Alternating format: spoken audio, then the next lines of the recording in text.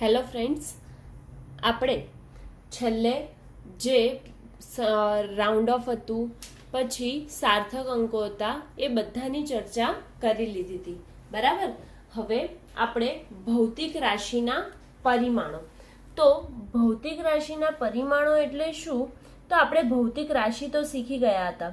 તો ભૌતિક રાશિના પણ બે પ્રકાર હતા. કયા કયા હતા? સાધિત ભૌતિક રાશિ અને મૂળભૂત ભૌતિક રાશિ. તો ભૌતિક રાશિના હવે શું ભણવાના છે આપણે? પરિમાણો. ઓકે. તો હવે ભૌતિક રાશિના જે મૂળભૂત હતા અને સાધિત ભૌતિક રાશિ એ બે પ્રકાર હતા. એમાં પહેલા આપણે પરિમાણ એટલે શું એની ચર્ચા કરી લઈએ. એટલે કે ભૌતિક રાશિના પરિમાણ એટલે શું? તો હવે આપણને એમ થાય કે પરિમાણ એટલે શું? તો જે પણ આપણે ભૌતિક રાશિ લઈએ છીએ, કોઈ પણ ભૌતિક રાશિ લઈએ, તે ભૌતિક રાશિ લઈએ છે તેમાં તેના પરિમાણ દ્વારા દર્શાવવામાં આવે છે. તો હવે દરેક જે ભૌતિક રાશિ છે એને તેના પરિમાણ દ્વારા દર્શાવવામાં આવે છે. તો સૌપ્રથમ તો આપણે મેં શું કીધું કે પરિમાણ એટલે શું એની ચર્ચા કરવી પડશે. તો પરિમાણ એટલે શું? તો કોઈ પણ ભૌતિક રાશિને વ્યક્ત કરવા માટે, કોઈ પણ ભૌતિક રાશિ જે છે એને વ્યક્ત કરવા માટે આપણને એ મૂળભૂત ભૌતિક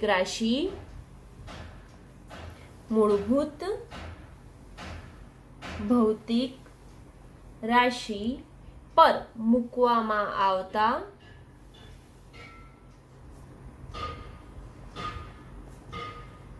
ઘાતાંકોને શું કહેવામાં આવે છે? તે ભૌતિક રાશિનું પરિમાણ કહેવામાં આવે છે. તે ભૌતિક રાશિનું પરિમાણ કહેવામાં આવે છે. હા, એટલે તમને મેં કીધું કે પરિમાણ એટલે શું? તો જે પરિમાણ એટલે કે ભૌતિક રાશિ વ્યક્ત કરવા માટે આપણે જે ભૌતિક રાશિ લઈએ છીએ તેના પર મૂકવામાં આવતા ઘાતાંકો ને તે ભૌતિક રાશિના શું કહેવામાં આવે છે? પરિમાણ. અને આ જેને ભૌતિક રાશિ જે છે લઈએ છે એને પરિમાણ દર્શાવવા માટે કેવી રીતે દર્શાવીએ છીએ? તો પરિમાણમાં આપણે ચોરસ કાઉન્સ, આ રીતના કાઉન્સમાં દર્શાવવામાં આવે છે. બરાબર. હવે મૂળભૂત ભૌતિક રાશિ એટલે એસઆઈ એકમ પદ્ધતિ દ્વારા જે મૂળભૂત ભૌતિક રાશિ આવી હતી તેની ચર્ચા કરીએ. તો એને પરિમાણમાં કેવી રીતે દર્શાવાય? તો કેટલી ભૌતિક રાશિ હતી? મૂળભૂત ભૌતિક રાશિ કેટલી હતી ટોટલ? આપણે ભણી ગયા હતા 7 હતી. તો એ જે મૂળભૂત ભૌતિક રાશિ હતી તે અને તેના પરિમાણ એને કેવી રીતે દર્શાવીએ આ બે અહીંયા કરીએ. તો સૌપ્રથમ મૂળભૂત ભૌતિક રાશિ જે છે એને સૌપ્રથમ આપણે લંબાઈ લેતા હતા. બરાબર.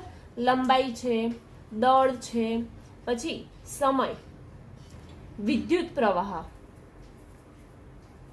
ત્યારબાદ શું હતું બીજું? લંબાઈ, દળ, સમય, વિદ્યુત પ્રવાહ, થર્મોડાયનેમિક્સ, તાપમાન,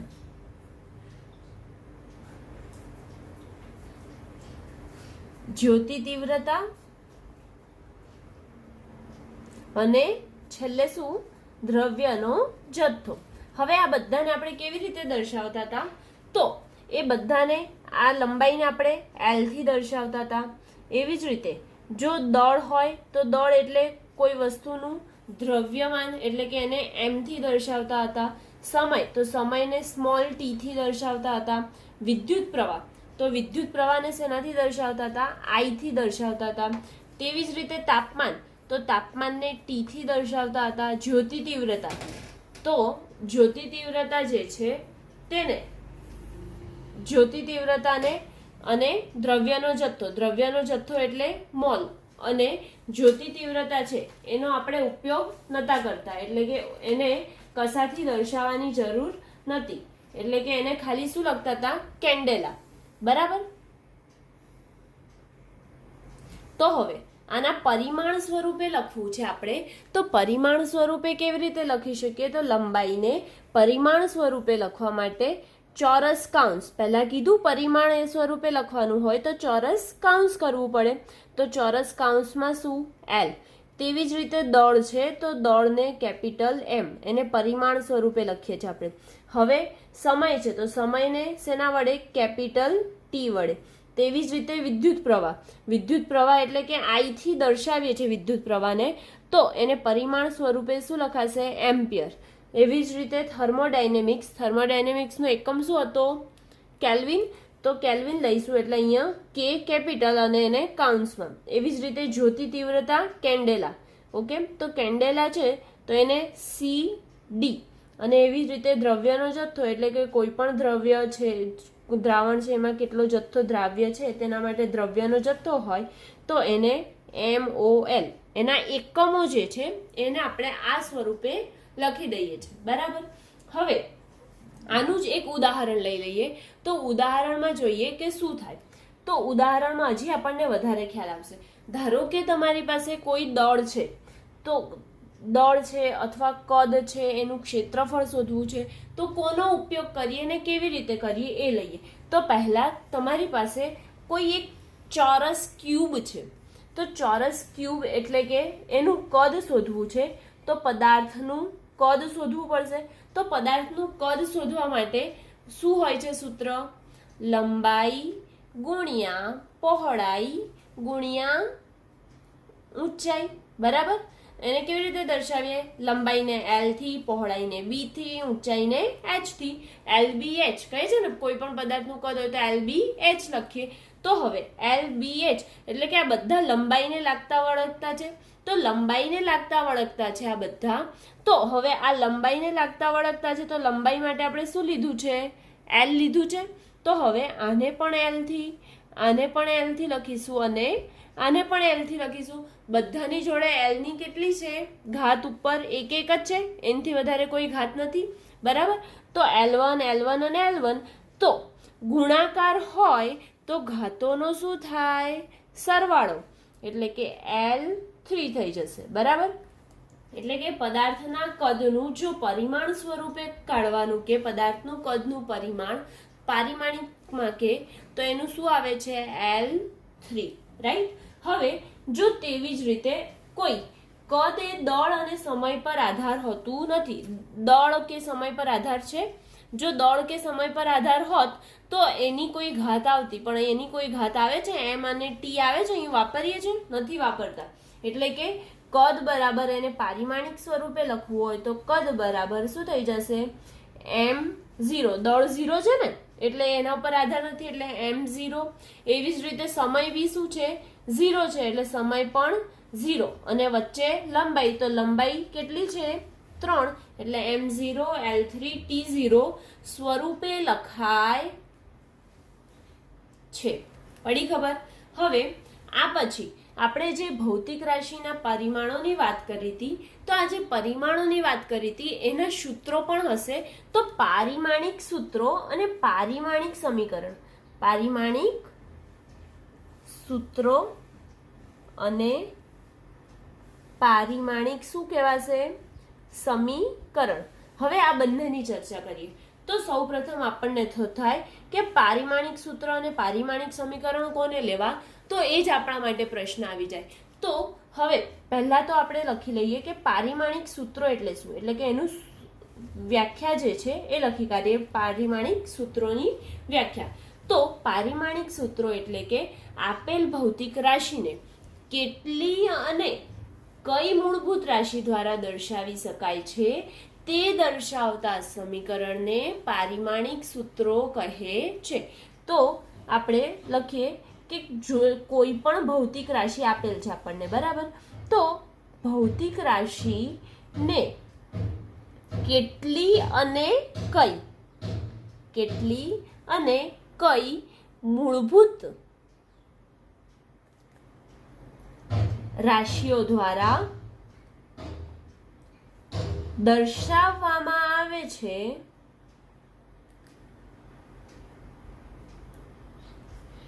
આ દર્શાવતા સમીકરણને શું કહેવાય છે, સમીકરણને પારિમાણિક સૂત્રો કહે છે. બરાબર. હવે અહીંયા પારિમાણિક સૂત્રોની તો વાત કરી, પણ હજી પારિમાણિક સમીકરણ બાકી રહ્યું ને. તો પારિમાણિક સમીકરણ એટલે શું? તો પારિમાણિક સમીકરણ તો એના માટે પણ આપણે પારિમાણિક સૂત્રો મેળવીશું કે કેવી રીતે મેળવાય એની વાત કરીશું, પણ પારિમાણિક સમીકરણ એટલે શું તો એ મેળવી લઈએ. પહેલા એની વ્યાખ્યા પણ જાણી લઈએ એટલે આપણને કન્ફ્યુઝન જે થતું હશે એ દૂર થઈ જશે. તો પારિમાણિક સમીકરણ એટલે શું?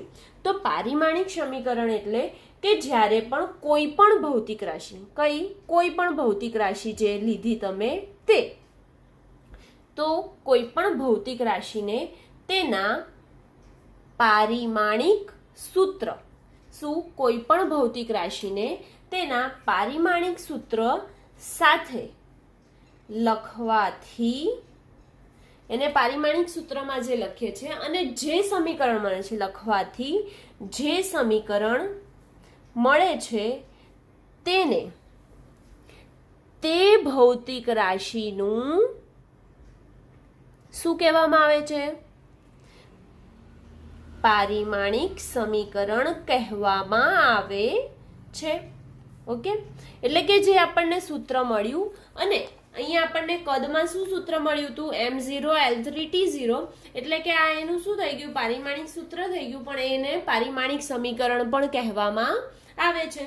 તો પારિમાણિક સમીકરણ એટલે વ્યાખ્યા એ જ લખીને આપણે કે કોઈ પણ ભૌતિક રાશિને તેના પારિમાણિક સૂત્ર સાથે લખવાથી જે સમીકરણ મળે છે તેને ભૌતિક રાશિનું પારિમાણિક સમીકરણ કહેવામાં આવે છે. હવે આપણે પારિમાણિક સૂત્ર કેવી રીતે લખીએ અને એને કેવી રીતે દર્શાવવામાં આવે છે એની ચર્ચા કરી લઈએ. તો પહેલા કોઈ પણ તમારી પાસે ભૌતિક રાશિ, તમે ધારો કે લઈ લો કે બળ લઈ લઈએ આપણે, બરાબર. એ કેવી રાશિ છે? કોઈ પર આધારિત છે, એટલે કે મૂળભૂત ભૌતિક રાશિ પર આધારિત રાશિ છે બળ. તો બળ બરાબર શું થાય ખબર છે? આપણે ભણીને આવ્યા છીએ. બળ બરાબર થાય દળ ગુણ્યા પ્રવેગ. એટલે F બરાબર, બળને શેનાથી દર્શાવીએ? F થી. એવી જ રીતે દળને શેનાથી દર્શાવીએ? M થી. અને પ્રવેગને દર્શાવવા માટે A નો ઉપયોગ કરીએ છીએ. તો F બરાબર ma. હવે F બરાબર જે ma થાય છે એમાં તો આપણે તો પારિમાણિક સૂત્ર એનું મેળવવાનું છે. કોનું? બળનું. તો બળનું પારિમાણિક સૂત્ર મેળવવાનું છે. તો m એટલે દ્રવ્યમાન, એટલે કે દળ જે છે એ કઈ રાશિ છે? મૂળભૂત ભૌતિક રાશિ છે. એટલે કે આપણે દળને તો એમને એમ રાખી શકીએ, એટલે કે પહેલા લખી કાઢું દ્રવ્યમાન ગુણ્યા પ્રવેગ. એટલે શું થાય? આ પણ ભણીને આવ્યા છે. પ્રવેગ એટલે લંબાઈના છેદમાં સમયનો વર્ગ. શું થાય? લંબાઈના છેદમાં સમયનો વર્ગ. તો F બરાબર દ્રવ્યમાન. દ્રવ્યમાન શું છે? શું ધરાવ્યું હતું? આપણે આગળ કર્યું હતું ને. અહીંયા દ્રવ્યમાન દળ માટે m થી દર્શાવતા હતા ને, તો એટલે અહીંયા શું લખીશું આપણે? m. એવી જ રીતે લંબાઈને શેનાથી દર્શાવતા હતા? l થી, એટલે l. અને સમયને શેનાથી દર્શાવતા હતા? t થી. પણ અહીં સમયનો શું છે? વર્ગ છે. તો અહીં t નો શું થઈ જશે? વર્ગ. એટલે ટૂંકમાં જે સાધિત ભૌતિક રાશિ આપી છે, આ બંને અહીંયા આ જગ્યાએ સાધિત ભૌતિક રાશિ છે, તો એને સૌપ્રથમ મૂળભૂત ભૌતિક રાશિમાં ફેરવવાની હોય છે, અને મૂળભૂત ભૌતિક રાશિમાં ફેરવીને તેના પરિમાણ લખી દેવાના. એટલે કે પરિમાણ લખી દીધા તો હવે અહીંયા F બરાબર શું થઈ જશે? F બરાબર m તો એઝ ઇટ ઇઝ રહેશે. ઓકે, ગુણાકારમાં છે તો એમની કશું નથી, એટલે કે એક ઘાત આપણે ગણીએ ને એટલે m1 લખી કાઢું છું અહીંયા. પછી l ની એક ઘાત એટલે કે l, અને અહીંયા છેદમાં અપોનમાં t ની શું છે? 2 ઘાત છે. તો હવે આ t ની 2 ઘાત મારે ભાગાકારમાંથી ગુણાકારમાં લાવી છે, એટલે કે ઉપર લઈ જવી છે. તો આને ઉપર લઈ જવી છે તો આનું શું થઈ જશે? જે ઘાત છે એ શું થઈ જશે? ઓછા, એટલે કે t ની ઓછા 2 ઘાત.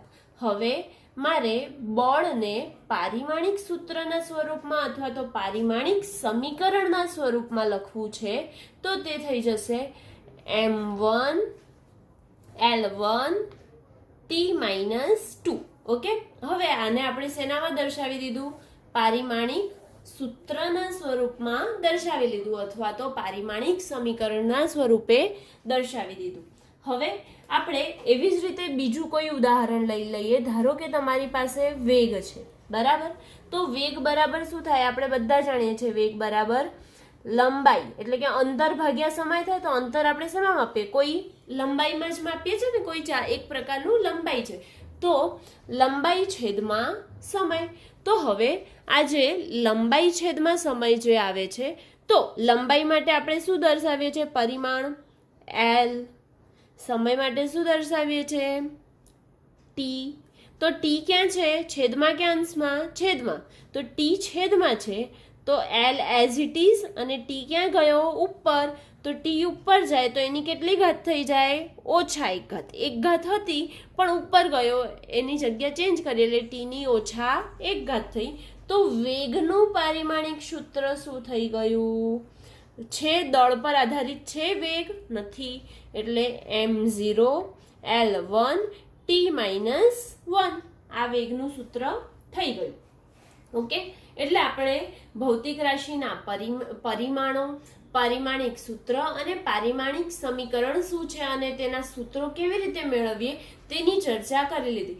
એવી જ રીતે આમાં બહુ બધા, જેવી રીતે બળ છે, દબાણ છે, વેગમાન છે, પ્રવેગ છે, વેગ છે, આ બધાના આપણે અલગ અલગ પારિમાણિક સૂત્રો મેળવી શકીએ છીએ. પણ આપણે અહીંયા ઉદાહરણ માટે આ બેનો સમજ મેળવી.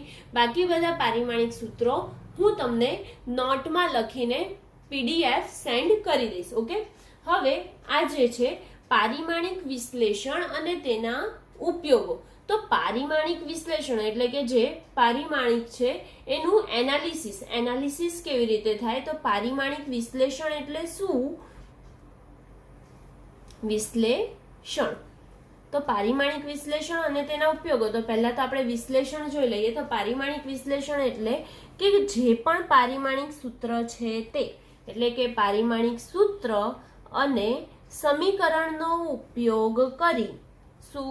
પારિમાણિક સૂત્રો અને સમીકરણનો ઉપયોગ કરી સમીકરણની પારિમાણિક સત્યાર્થતાની ચકાસણી અને ભૌતિક રાશિઓનો સંબંધ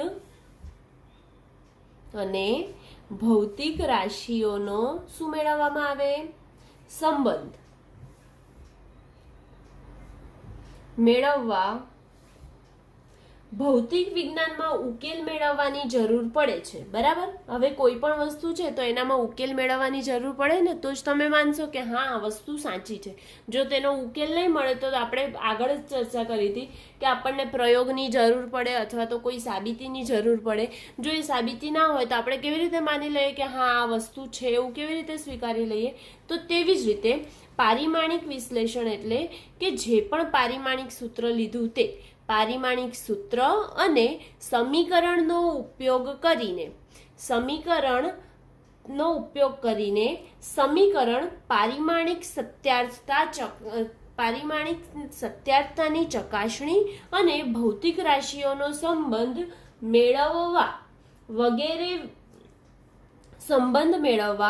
ભૌતિક વિજ્ઞાનમાં શેની જરૂર પડે છે? ઉકેલની. તો ઉકેલ મેળવવાની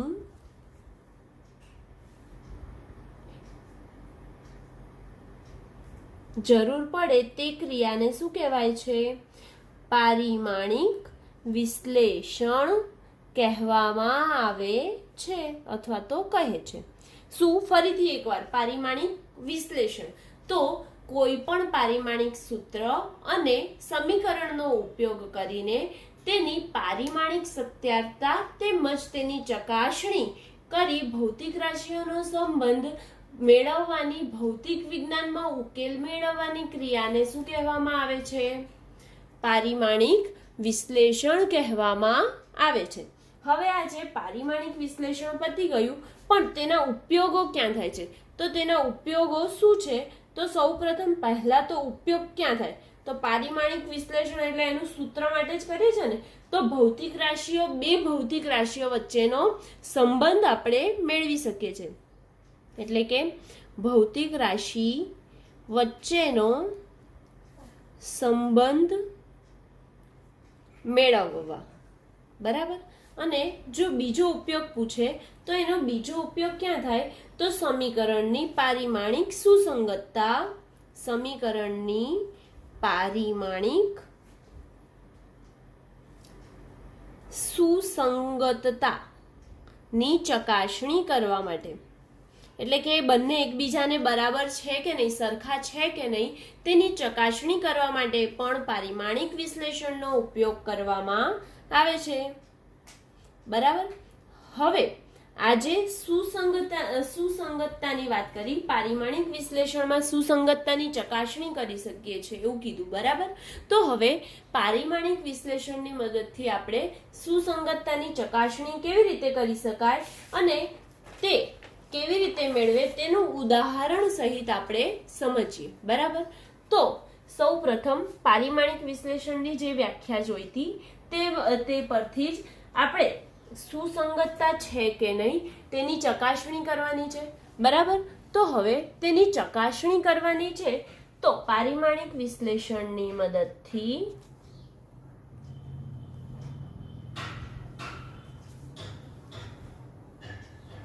સમીકરણની પારિમાણિક સુસંગતતા ચકાસણી કેવી રીતે કરી શકાય તે ઉદાહરણ આપીને સમજાવો. આવો કોઈ પ્રશ્ન પૂછાઈ શકે.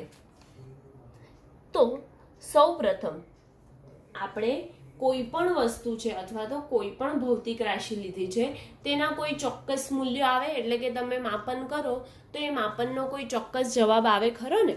તો હવે એ જે જવાબ આવે માપન કરો ત્યારે, તો એ જવાબ આવે એનો સરવાળો અથવા બાદબાકી ત્યારે જ શક્ય બને જો તેમના પરિમાણ સમાન હોય. શું કીધું મેં? કોઈ બે ભૌતિક રાશિ લીધી ના બે ભૌતિક રાશિના મૂલ્યોનો સરવાળો અને બાદબાકી ત્યારે જ જ્યારે તેમના પરિમાણ એટલે આપણે આગળ ભણી ગયા પરિમાણ સમાન હોય. બરાબર. હવે એના માટે આપણે એક ઉદાહરણ લઈ લઈએ. તો એના ઉદાહરણ માટે ધારો કે તમારી પાસે વેગ છે. બરાબર. અને એક બાજુ તમારી પાસે બળ છે. તો વેગ બરાબર શું થાય? વેગ બરાબર લંબાઈ છેદમાં સમય શીખી ગયા હતા અને બળ બરાબર દ્રવ્યમાન ગુણ્યા પ્રવેગ શીખી ગયા હતા. પણ વેગને બળમાં ઉમેરી શકાય શું? બંને અલગ અલગ રાશિ હોય તો એને એકબીજામાં ઉમેરી શકાય? ન ઉમેરી શકાય.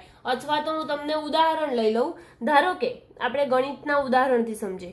ધારો કે તમારી પાસે 3x છે અને 4y છે. તો આ બંને અલગ અલગ છે. x અને y બંને અલગ અલગ છે.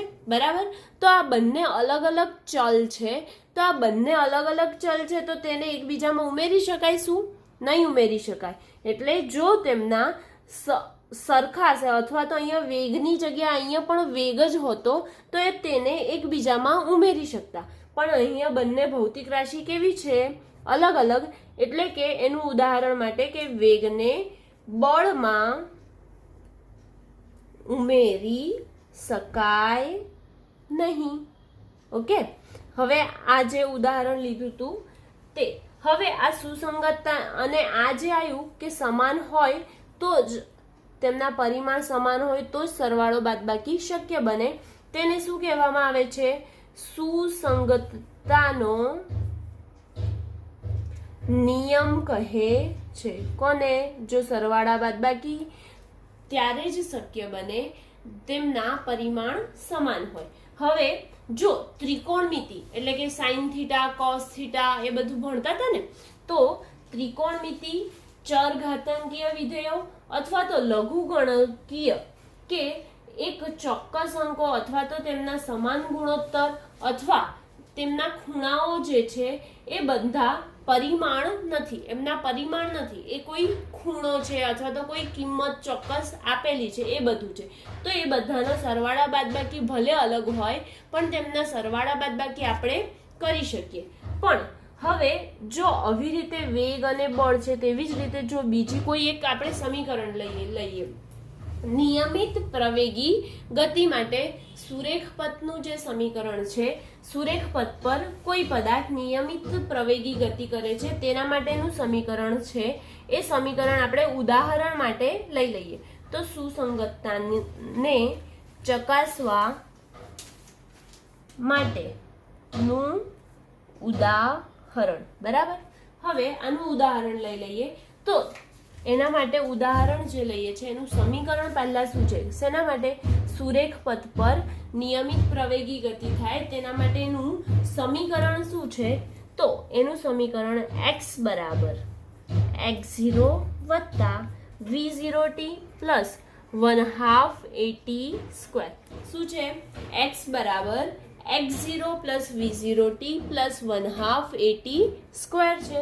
તો x શું છે, x0 શું છે, v0 શું છે, t શું છે, એ શું છે, આ બધું આપણને પ્રશ્ન થાય. 1/2 આપણે જાણીએ છીએ કે 1/2 શું છે, કે એ અચળ છે. પણ હવે પહેલા જોઈએ કે x શું છે. તો x એ t સમયમાં કાપેલ અંતર છે.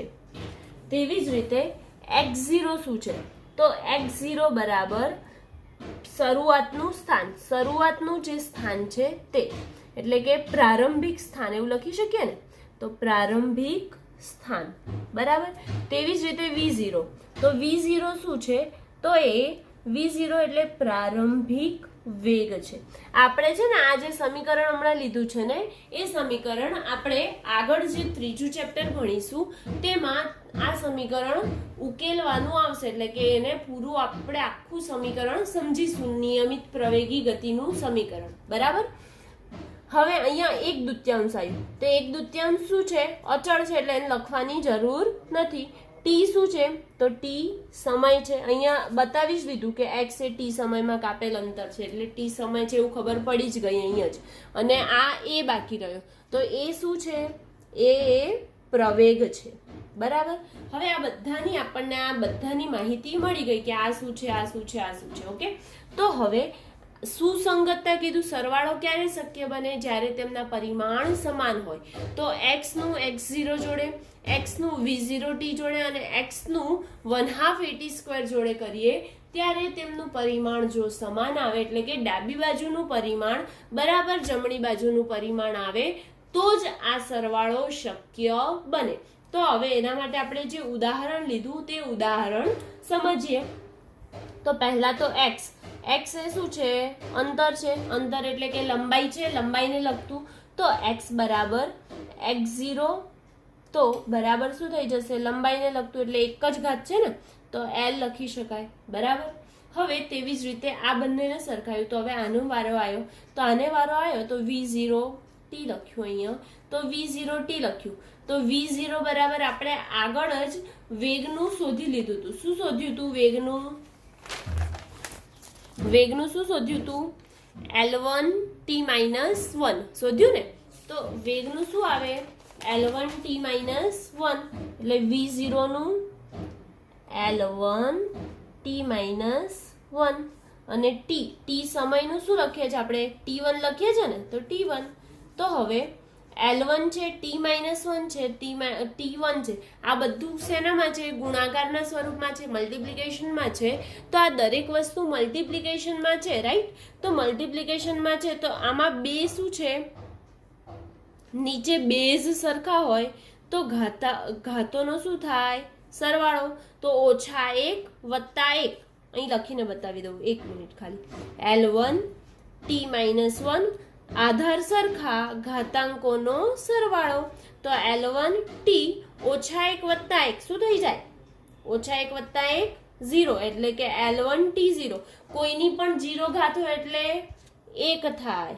તો L1 બચ્યું ખાલી, એટલે L1 એટલે આ L આવ્યું ને, એટલે આ બંને પણ સરખા છે. હવે આગળ જોઈએ શું બાકી રહ્યું? 1/2 AT². તો 1/2 AT² બાકી રહ્યું, તો તે જોઈએ. તો 1/2 AT². તો 1/2 તો અચળ છે, પહેલા જ કહી દીધું. તો હવે રહ્યું શું? ખાલી A બચ્યો અને T બચ્યો. તો એનું પારિમાણિક સૂત્ર પહેલા આપણે અહીંયા મેળવી લઈએ. તો એનું પારિમાણિક સૂત્ર શું થાય? એ બરાબર શું થાય? આપણે આગળ મેળવ્યું જ છે, જો કે પણ ફરીથી મેળવી દઈએ છીએ પ્રવેગનું. તો પ્રવેગનું પારિમાણિક સૂત્ર શું થાય? પહેલા પ્રવેગ બરાબર શું થાય ખબર છે? લંબાઈ છેદમાં સમયનો વર્ગ. આગળ મેળવી લીધું છે, બરાબર. તો લંબાઈ એટલે L1 અને સમય એટલે T ની 2 ઘાત, બરાબર ને. તો એ બરાબર શું લખી શકીએ? L1 છેદમાં T2 અને T², T નો વર્ગ છે, તો T ની કેટલી ઘાત થઈ જાય? 2 ઘાત થઈ જાય. આ બધાને શેના સ્વરૂપમાં? પરિમાણના સ્વરૂપમાં, એટલે કૌંસ વડે દર્શાવવું જરૂરી થઈ ગયું. હવે ઉપર નીચેથી T² શું થાય? કેન્સલ આઉટ, એટલે આ 2 કેન્સલ થઈ ગયા ઉપર નીચેથી. તો બચ્યું શું તમારી પાસે? ખાલી L1.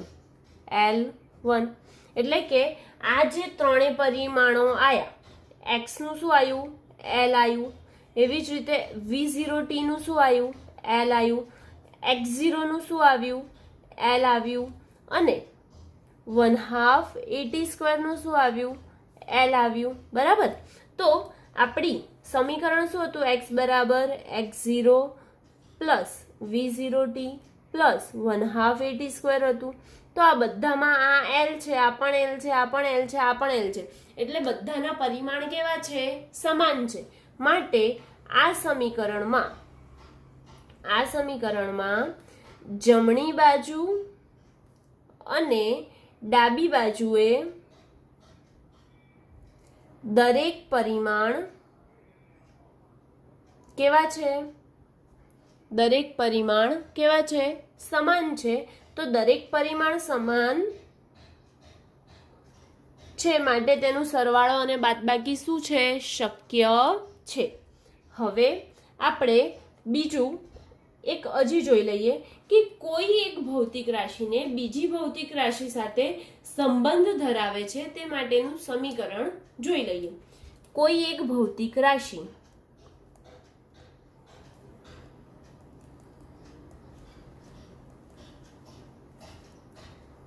બીજી ભૌતિક રાશિ સાથે સંબંધ ધરાવતો સમીકરણ શેનાથી સમજાવીએ? ઉદાહરણથી સમજાવીએ ફરી. તો તેના માટે સૌપ્રથમ ગુરુત્વ બળ એટલે કયું બળ? આપણે જાણીએ છીએ ગુરુત્વાકર્ષણ બળ. તો ગુરુત્વ બળની અસર હેઠળ દોલન કરતા ગુરુત્વ બળની અસર હેઠળ દોલન કરતા સાદા લોલકનો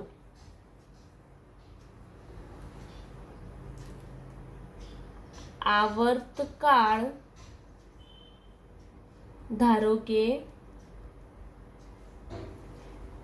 તેની લંબાઈને શેનાથી દર્શાવે? તેની લંબાઈ L, ગોળાનું દળ શું? M, અને ગુરુત્વ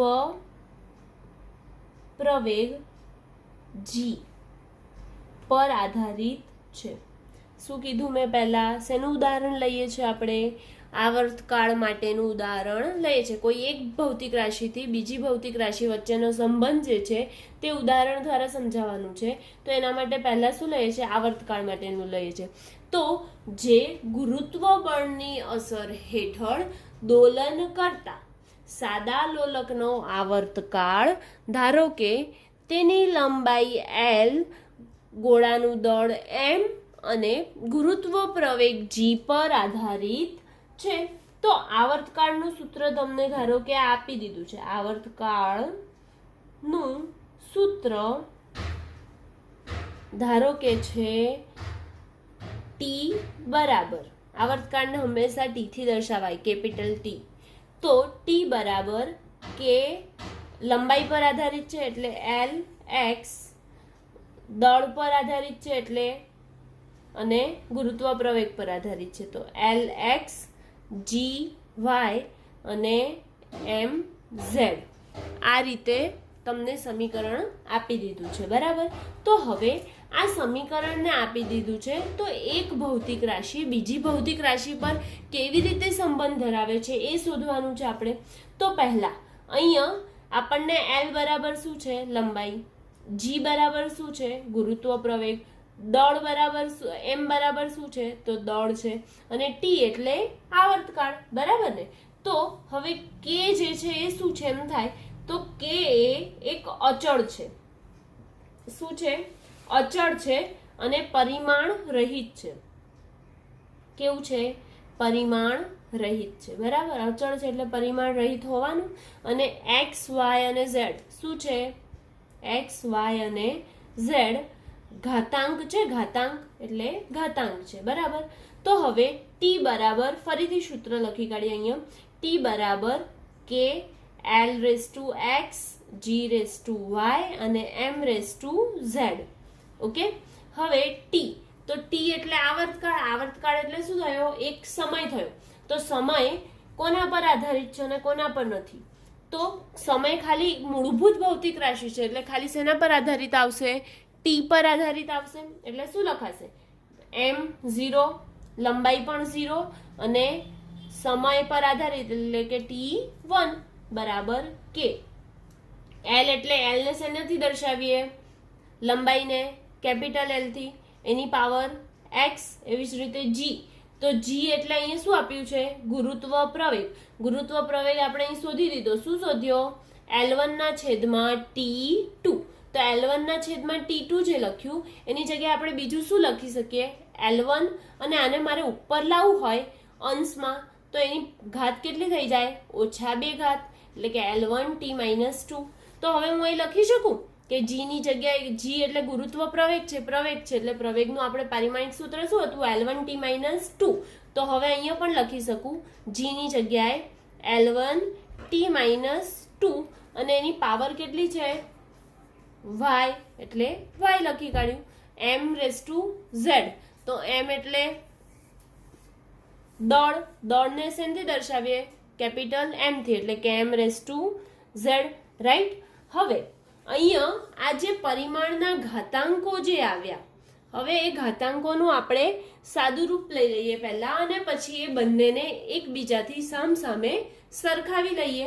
તો પહેલા તો એનું સાદું રૂપ લઈએ આ બાજુથી. તો એલ કે પહેલા તો એમનો એમ અચળ છે એટલે એલ ની કેટલી ઘાત થઈ ગઈ? એક્સ ઘાત. એવી જ રીતે એલ ની વાય ઘાત.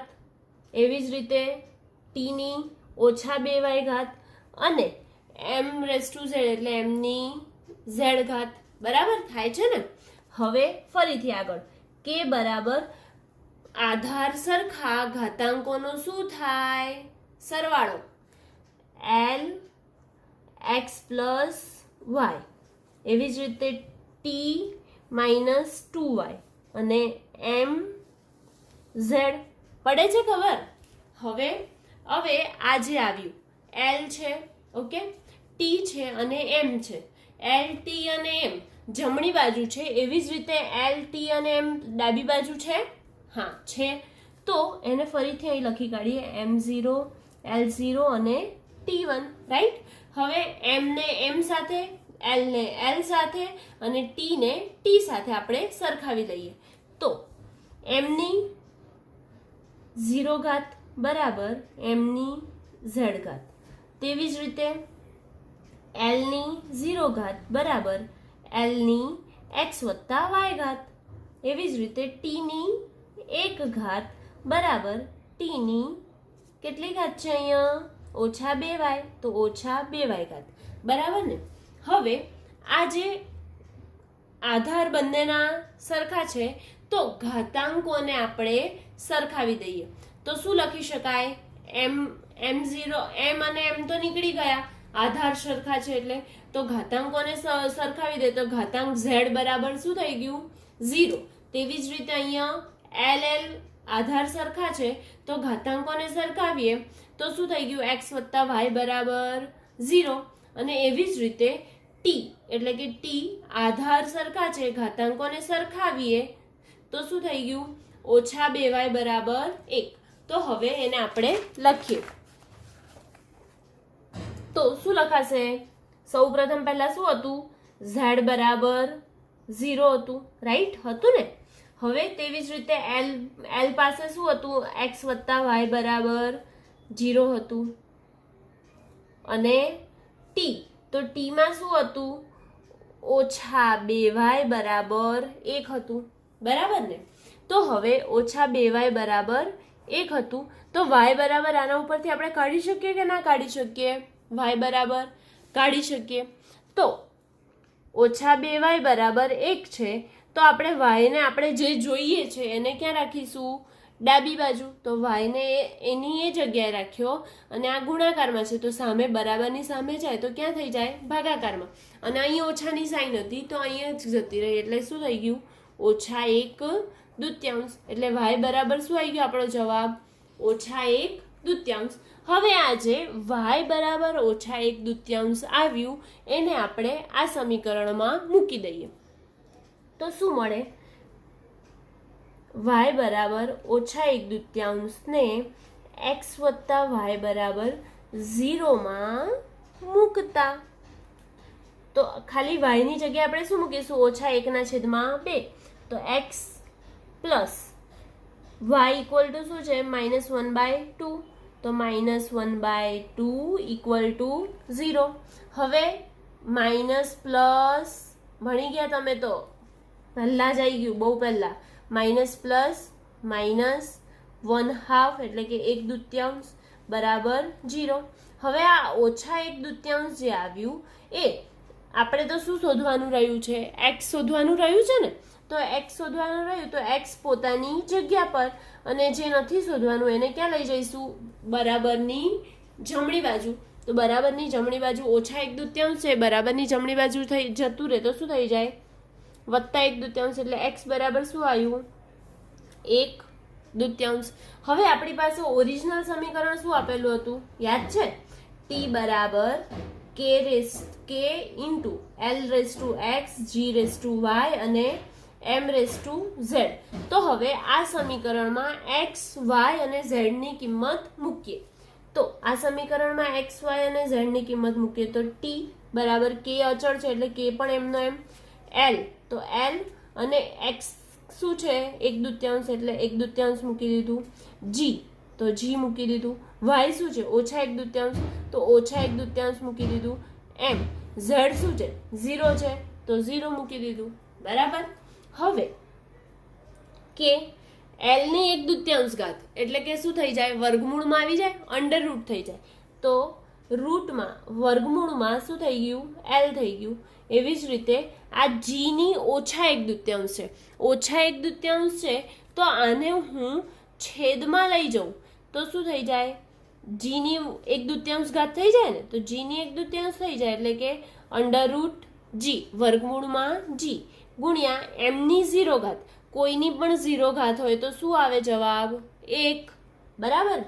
તો હવે કે આ બંને નીચે વર્ગમૂળ છે તો આને આખું વર્ગમૂળ લગાવી શકું તો l ના છેદમાં g. હવે k × L/G. તો હવે t બરાબર શું આવ્યું? l ના છેદમાં g.